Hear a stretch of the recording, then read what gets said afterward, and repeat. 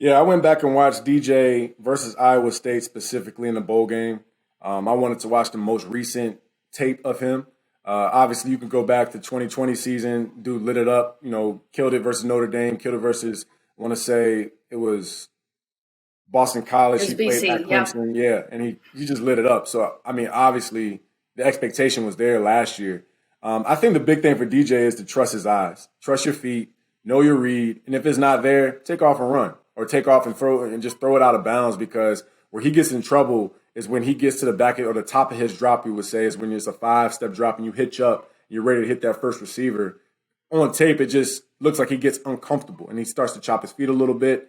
And sometimes it's hard for him to get to that second, that third read. Right. And I think that's a part of his growth. That's going to help him have more confidence in the pocket. So I would just say trust your eyes, trust your feet, DJ. And if it's not there, man, you're athletic enough to at least get 3 or 4 yards. Right. And again, the same thing to Phil Jakovic. Both of these guys are huge. Both of these guys will play in the next level. But when you get to the next level, those hits are going to take a toll on you. Right. And I was one of them. I had knee injuries and all this kind of stuff, trying to outrun guys, run guys over.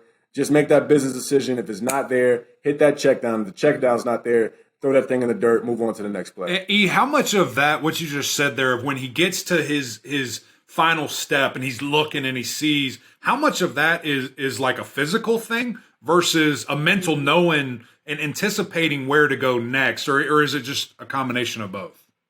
I definitely don't think it's as physical because, I mean, this is something that you rep and practice all day. I would assume you go through your progressions and warm-ups. When you guys are just, getting out there in the first 15 minutes of practice, doing, snaps with the centers, you go through 1, 2, 3 of a progression. The coach will just give you a random play. I think for him, man, I feel like DJ was pressing. I feel like DJ knew and heard the clippings out there. He knew what the expectation was. He knew he was the quarterback of Clemson after Trevor Lawrence, after Deshaun Watson, after some straight-up dogs.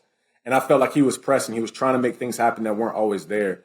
So when I say that, I just mean to take the easy throw. You know what I mean? If you have a simple hitch, if you have a slant, bang that thing, let your receiver make the catch and the run. Now, I also will say receivers drop some balls too. Yeah. A lot of balls. There's some times where receivers had some drops that didn't help DJ. There was some times where the running backs dropped some balls out in the flat that could have been big plays on tunnel screens and things like that. So it wasn't all on him.